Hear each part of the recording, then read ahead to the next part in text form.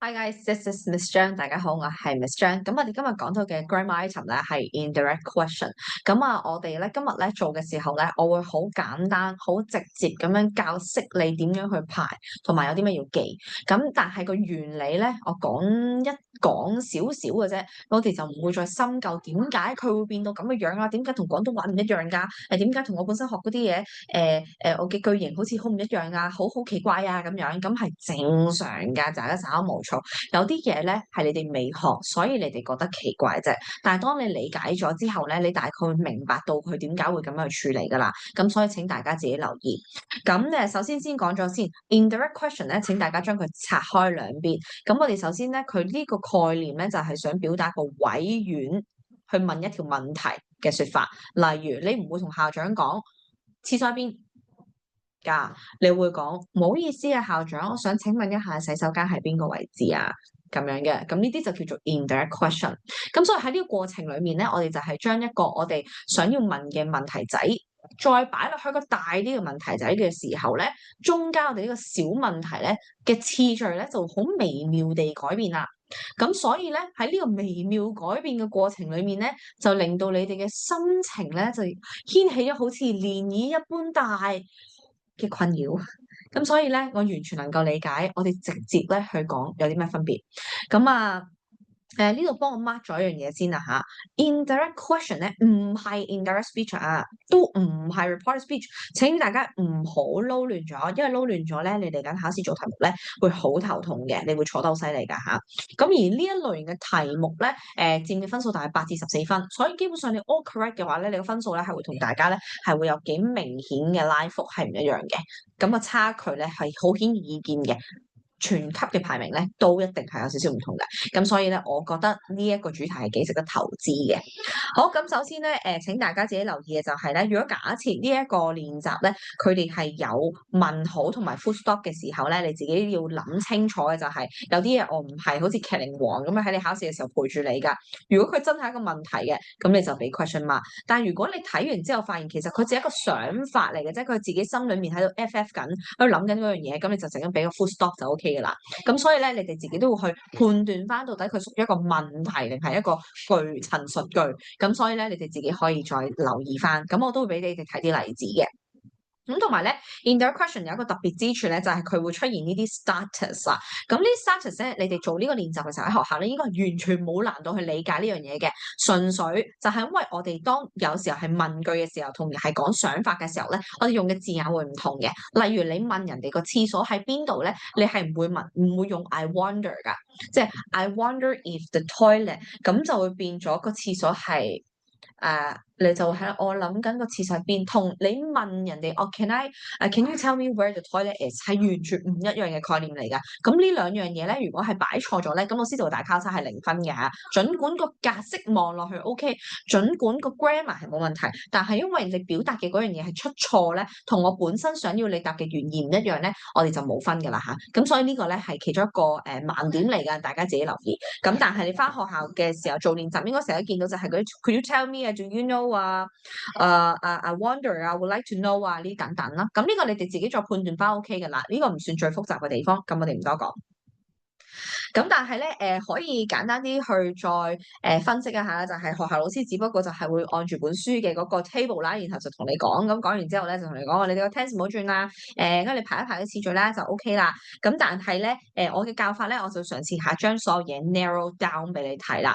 咁咩叫做 narrow down 咧？其實我哋而家做緊呢個練習咧，不外乎就兩樣嘢令到你哋好混淆啦。第一就係排次序嘅部分，第二樣嘢就係變形時態呢一樣嘢咧，你哋有啲吃力。咁所以有時做嘅時候咧，就覺得好辛苦啦，唔知點算好啦。咁但係咧其實老實講啦嚇，次序嚟講咧，就係而家黃色熒光筆，你必須要記到個次序係咁排嘅。咁然後仲有一樣嘢就係打橫嘅嗰格藍色熒光筆嘅位置咧，你哋自己就要留意個動詞係需要被轉換一下嘅，要喐少少啦，但係唔多。咁喺呢個過程裏面咧，請聽實一下，我接下落嚟教嘅嗰幾樣嘢咧，你哋一定要跟住次序做嘅。如果唔係嘅話咧，其實你做幾耐練習咧，你都覺得辛苦嘅。OK？好，咁第一樣嘢咧就係請你哋每一次做到呢個題目嘅時候咧，你要將個動詞圈起佢。嗱，圈起個動詞咧係呢一個練習好重要嘅一個元素嚟嘅，因為有同學仔會話 Miss 邊個動詞？有同學仔會話我動詞圈起咗又點咧？For what？做嚟做乜㗎？我唔中意圈呢啲嘢㗎，我中意直接填，冇問題嘅，咁你就冇分咯，即係你自己係 risk 緊啲分，咁你中意嘅其實影片可以暫停添㗎啦，你翻屋企做功課都 OK 㗎啦，其實唔影響㗎。咁所以變相我哋而家想要改變嘅時候咧，你而家呢一刻就去諗嘅就係、到底動詞係邊個字？我可唔可以記晒所有動詞嘅形態，佢哋出現嘅模樣？咁我記到個字，不然做就輕鬆好多啦。例如呢一條嘅動詞幾明顯就係 does 啦，因為你由細到大你都見過 do 啊 does 呢啲字，呢啲就係動詞啦。咁但係咧，你應該會留意到就係我而家呢句咧，特登將個字眼咧就加深咗嘅。咁你到底係點樣揾咧？當你遇到一啲困難嘅時候，我開始揾唔到嘅時候咧，你的確係要再留意一下其他嘅字句啦。有冇一啲字眼你係知道佢哋嘅詞性係啲咩嘅？例如我知道 energy 嘅詞性名詞。Conversion 係順理嘅，咁係名詞。In 係 preposition，咁更加唔係啦。Plant 係植物名詞。咁我當 photosynthesis 同埋 facility 你唔識都好，淨咁得翻呢兩個選擇咧，我哋就冇得再揀噶啦。點解咧？因為 does 咧係一定會係有啲似一加一嘅概念啦。佢係兩個字眼咧，兩個動詞會從一齊出現喺個問句度嘅。咁主要嘅原因就係因為 does 後面動詞不變啊，咁所以變相咧，我哋本身其實啲動詞咪成日都揸加 s 嘅，但係去到問句嘅時候咧，我哋冇得加 s 嘅，咁所以我哋就將佢拆翻開佢，咁所以變相咧，而家呢度咧，我哋就要圈埋個 facility 啦。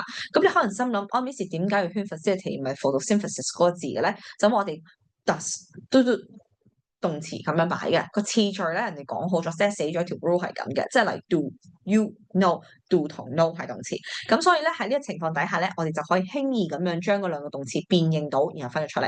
咁你圈起咗嘅話咧，咁中間嗰個就一定係主角噶啦，就一定係 subject。OK，咁所以變相咧，你哋第一步圈起咗動詞嘅咧，我哋一陣間做所有嘢都會輕鬆啲噶吓。咁我哋而家係直接睇咯喎。咁啊，句子結構咧，佢而家將呢個嘢 rewrite 嘅時候咧，由於因為佢係 indirect question 委婉啊嘛，所以唔好意思啊，嗰啲字你照寫啦。咁所以咧，我哋而家就可以寫嘅就係、哦，哎呀唔好意思，咁即係我要諗下到底佢係問題定係想法啦。哦，咁佢就。話 how 即係方法咁應該我問問題啦，冇理由我自己同翻自己講咁樣啦。咁所以應該係 Do you happen to know？喂，你知唔知啊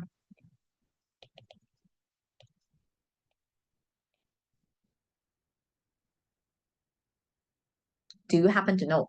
咁跟住咧，第二步咧就係、我哋而家呢一個句子咧，因為準備要排次序啦。咁但係有啲嘢咧係唔使喐佢嘅，即係個位置係照樣留翻喺佢後面嘅，就係 which what how 嗰啲。咁簡單啲嚟講啦，如果你見到係有 which what how 嘅，咁就照抄啦。咁但係如果冇咧，咁你就自己俾個 if 啦。嗱，都係嗰句，請各位同學仔喺呢個時候咧，唔好太過執着。點解啊？呢三個字，因為咁樣係唔會令到你最後做到呢個練習㗎。我哋之後會再討論翻嘅。但係而家呢一刻，首先你做得到成功咗，你先會有嗰種耐性同埋信心去將佢完成嘅。咁所以咧，請先跟住我呢啲技巧同口訣先。好啦，咁而家咧就係 Do you happen to know how？咁跟住之後 subject 我哋可以直接寫翻，因為啱已經講完咗啦，photosynthesis。咁你見到啦，而家頭三步咧，基本上就冇乜嘢改嘅，係個次序排嘅啫。咁又到第四步咧，就係個動詞啦。咁請大家自己喺呢一格咧，可以幫我咁先寫咗先。我哋個 facility 咧，到底點樣處理嘅咧？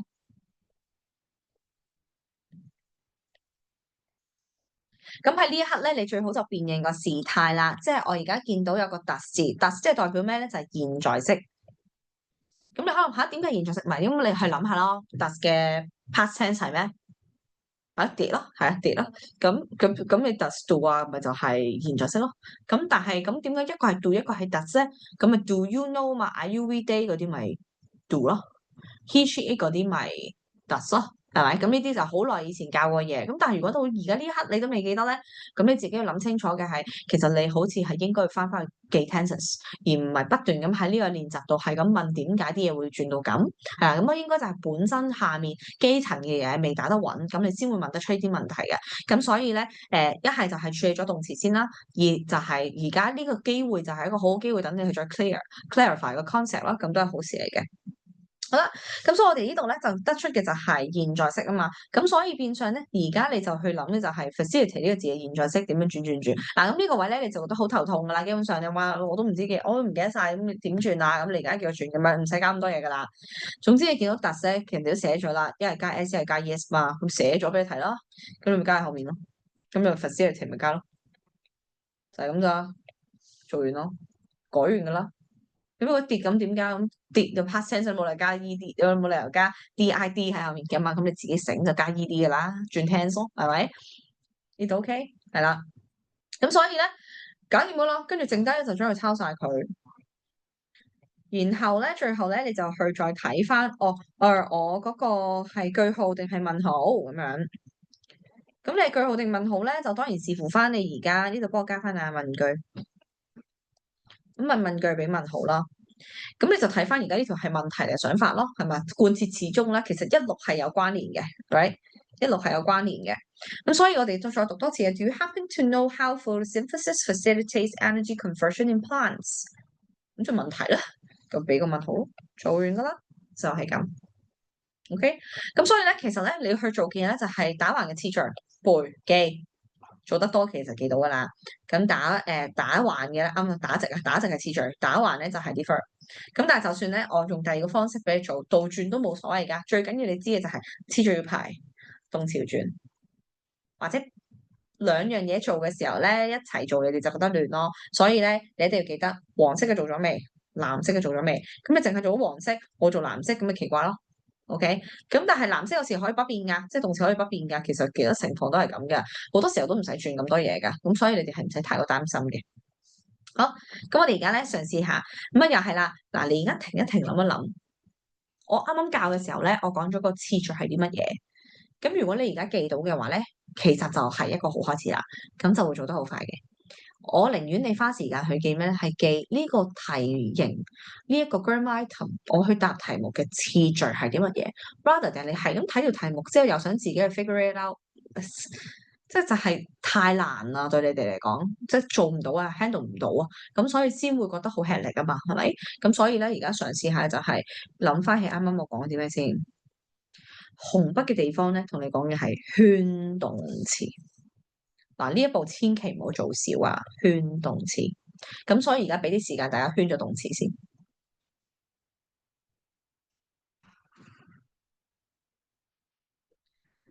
好啦，咁你圈咗動詞啦嘛，咁我哋就可以睇咯。嗱，你哋一齊對下啦吓。is 啦，is 啦，跟住 does 同 go 咯，did 同 go 咯，係咪？嗱，如果你見到咧，就係中間個人物就會隔開咗兩個動詞咯。咁如果你話我邊時我見唔到，唔係啊。係因為你而家仲喺度即係你仲抗拒緊要學習呢樣嘢，所以先會記唔到啊。咁所以你而家直接就係記我 do does did 跟住人物跟住動詞後面嗰就唔喐咯。個 were they doing 咁呢個係past continuous tense 啦，be 加 ing 啦，咁冇問題啊，呢啲唔喐佢噶。had done 咁 past perfect 啦，can leave modal verb 啦。咁你見唔見到而家過程中咧，我一路做緊嘅時候咧，我每一次見到唔同嘅 tenses，佢喺呢一個問題嘅時候咧，我都即時辨認到佢哋係咩 tense 嘅。咁如果你嘅心水係可以清嘅話咧，辨認時態呢一格咧就冇問題噶啦。呢一格就基本上就考緊你哋對於時態清唔清楚嘅部分。咁如果你喺呢一度亂咧，咁我建議就係你而家透過我哋去教嘅時候，咁你就去釐清翻就 OK 噶啦，加油！好啦，咁所以變相咧又係啦，黃色嘅部分係排次序噶嘛，咁個 start 我哋唔使寫啦，咁所以就應該係 what，咁即係例如I am wondering，或者do you know 咁樣啦，係咪？咁啊 what 啦，跟住主角咁就會係動詞後面或者夾住嗰個啦，所以係 Danny 啦。跟住之後咧，咁個動詞咧，你就睇翻個時態啦。咁因為你而家咧見到呢度，其實佢係嗰個 is 啊嘛，係咪？咁 is 即係現在式啦。咁即係唔使改嘢啊，因為個時態係一樣噶。我而家要嘅係現在式，佢俾我嘅又係現在式，佢冇嘢加啦。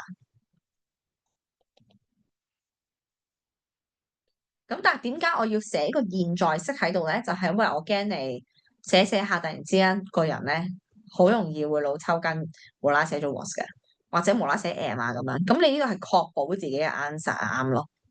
繼續啦，咁啊呢度咧，呢個都係幾得意嘅一種考題嚟㗎嚇。咁有時候咧，我哋得 DW word 咧後面仲有名詞咧，即係例如 how much。例如 how many cakes 咁樣啦，或者how much water 咁樣，咁你哋有時好得意嘅，嗰個 water 同 cakes 咧，你哋可能會唔填嘅噃，咁但係人哋就問你幾多個蛋糕同水啊嘛，咁嗰樣嘢其實黐住咗個 what 字眼或者係 W word 嗰啲字眼噶嘛，你哋照樣跟住噶，咁所以咧呢度咧嗰個 W word 咧唔會就咁寫個 whose 噶，係 whose sister。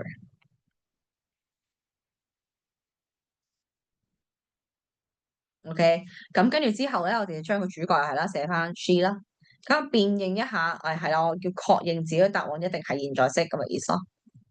嗱，咁 B 嘅題目咧係唔難嘅，因為 B 係容易分好多啦，同埋而成碼嗰啲係照抄嘅啫嘛，冇嘢改啦，所以其實呢兩條你覺得哇 Miss 你做嚟做咩嘢啊，嘥個時間咁啊？我明嘅，正常嘅。咁下面嗰啲你確保自己啱就 OK 啦。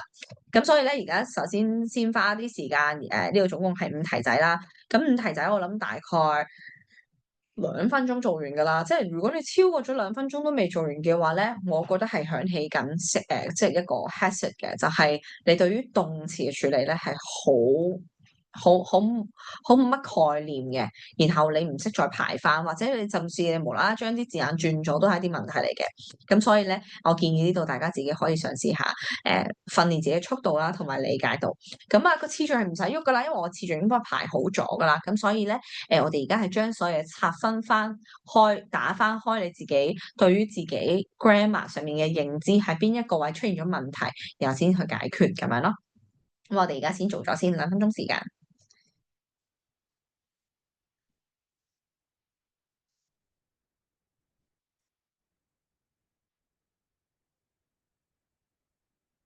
咁啊，時態嗰度變形都係必須㗎吓，因為你識分同唔識分，對你整體嘅學習影響係好大㗎。咁所以咧，務必自己分清楚到底嗰啲係咩 tense 嘅。can 又係啲乜嘢嚟嘅咧？即係呢啲我都覺得係好值得去理解一下啦。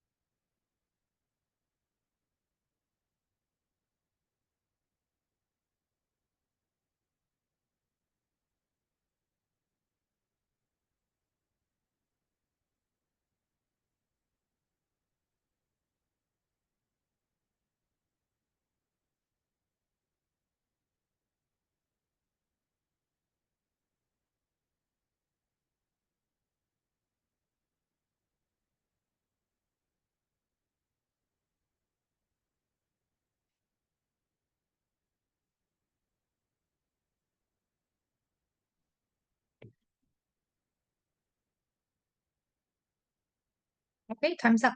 咁我哋一齊對對啦。好，咁所以咧呢度就應該係 where 啦，Milo 啦。咁跟住之後，does go 咧就話俾你聽現在式，所以我就係揀 go 嘅現在式配翻俾 Milo goes，或者第二個方式，你睇到，sorry 啊，你睇到個does 字，咁然後咧你就加個 s 俾後面個字咁樣咯。咁所以呢個都係其中一個方法。咁繼續啦，where 跟住 pat，咁然後咧，因為你見到嗰個動詞係 did 啊嘛，did 即係過去式。咁所以咧就係 go 轉咗過去式 went，where Pat went，what they 係主角。咁而家咧就係過去進行式啦。咁我去分辨咧 tense 係好快嘅啫，因為你拆開呢個 was were 係過去式，ing 就係進行式，咁加埋就係過去進行式咯。咁所以我就照樣計翻啦，就係排翻次序嘅啫。Were doing what he 呢個係咩 tense？係啦，咁如果你係 Form 2或以上同學仔就應該知㗎啦。我哋呢個係 past perfect 過去完成式。咁就通常就係講啲時間前後有次序可言嘅，又互相有影響嘅。咁但係呢度唔深究啦。咁但係如果你未識嘅話唔緊要嘅，咁你頂多係時態嗰度可能唔識填啦。咁但係你剩低部分都係可以轉換到喎，因為都只不過排翻次序啫。Had 咗啲再登。咁呢個嘅次序只不過就係照抄嘅啫嘛。所以其實由頭到尾咧，如果大家留意到咧，只不過係 does 同埋 did 係深啲啫，其他全部都冇分別嘅，係嘛？你見唔見到啊？咁所以其實你話與其話呢樣嘢好深，不如話其實我就咁背少少例子，其實都已經夠做啦。咁最後咧呢度就 can，咦 can 即係冇 WH word 喎，所以我啱講咗冇 WH word 就係啦，if 啦，if I 咁然後 can 係現在式啦，so if I can leave，can 後面動詞不變，that's it，呢個可以嗎？係啦，咁如果係咁嘅話咧，咁而家我哋再去睇啲就係冇晒所有以上嘅啲指引啦。到你自己真係去做嘅時候，你又可唔可以用翻啲架構去將佢寫翻出嚟咧？就真係只不過係 WH word 或者 if 主角動詞排翻靚仔，見到 do does did 嘅時候，咁 does 同 did 就需要一個係加 s 或者 es，一個就轉 past tense。That's it，成件事其實好輕鬆嘅。佢只要你個次序排得啱咧，就唔會有問題噶啦。好，咁所以咧，我哋而家嘗試下抽條題目出嚟做啦。例如第一題咁樣，第一個步驟係圈動詞。咁圈動詞完之後咧，我就開始俾 starter。咁我睇下先，Can he solve the equation without assistance？即係佢可唔可以？咁我諗佢可唔可以啦。咁 I wonder。咁然後因為冇 WH word 啦，所以係 if。主角動詞排翻，睇下有冇需要合拼。Can 唔使照抄，剩低嘅全部抄晒佢。最後諗一諗，係問題定係陳述句想法？只係想法 full stop 做完，攞咗分，好快，我要咁快先有用嘅。再試多條，第三題啊，動詞圈起佢 have 同 stored，好明顯啦吓 present perfect tense，咁所以問應該係睇翻到底佢係問句定係想法啦。咁啊擺咗啦，擺放啊 store 係寫存放啦，我哋唔好就咁講擺放存放。即係擺咗喺邊度啦，咁即係問題啦。所以 do you know？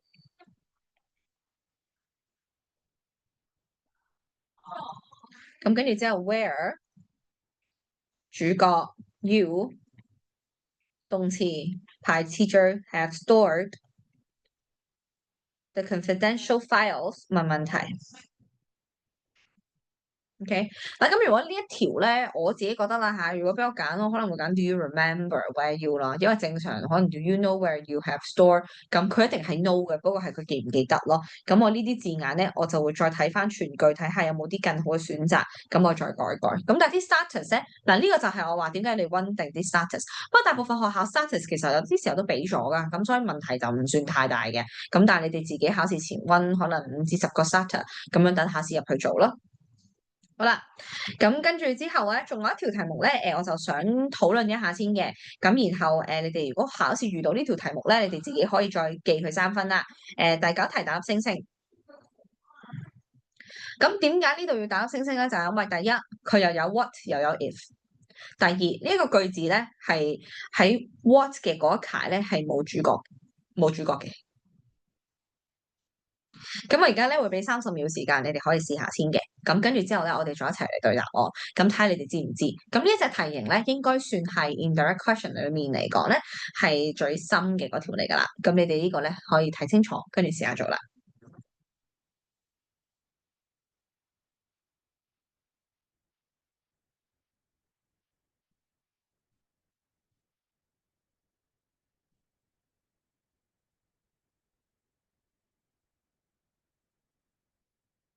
咁我哋一齊嚟睇睇啊。咁首先圈咗動詞先，will 同 happen，黐埋一齊嘅。咁但係正常情況底下咧，喺問句咧，will you do？will he break？will the building collapse？全部嘢咧都係動詞人物、動詞咁樣擺嘅，動詞主角、動詞呢度唔係，都揾唔到主角啦。咁喺呢個情況點算好咧？我哋直接會將個 what 擺喺個主角位度，即係當冇咗啦嗰樣嘢。What 就係我哋今個題目呢一條問題想問嘅嘢嚟嘅，咁而佢亦都就係呢一句句子，即係例如有時候會講who is this 咁樣，咁 this is 乜嘢㗎嘛，係咪？咁但係我哋而家呢個情況咧，what will happen？即係 something will happen。咁個 something 咧就喺呢個答句度會出現嘅。咁所以我條問題咧就唔會有主角㗎啦。咁冇主角咧就更加好，因為我唔使寫佢嘛。咁啊，然後啊，圈完動詞之後諗啦，到底係問題定係想法？咁佢真係問題嘅喎，咁所以 do you know？WH word 出現咗，小抄冇主角冇寫咯，直接俾動詞 will happen。剩低嘅係條件句嚟㗎，照抄得㗎啦。If the system crashes，乜都唔使喐佢㗎。然後一條問題咁啊，俾個問號做完啦，就係咁。呢度 OK 嗎？